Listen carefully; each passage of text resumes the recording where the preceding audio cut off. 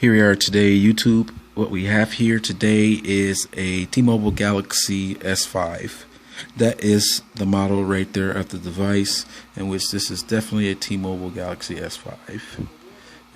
This is the device right here, in which we're going to also run the Imei directly in T-Mobile's database system too.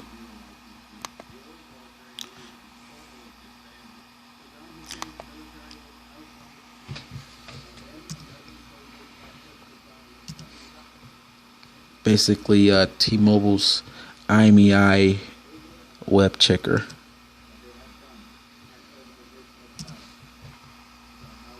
which click validate. It's the same Imei, which you can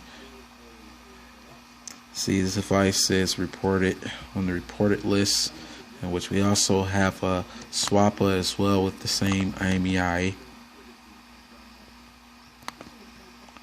in which you can check to make sure it's the same one.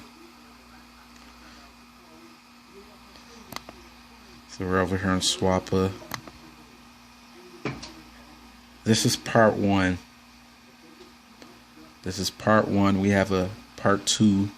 As you can see, the device is still also on that status right there.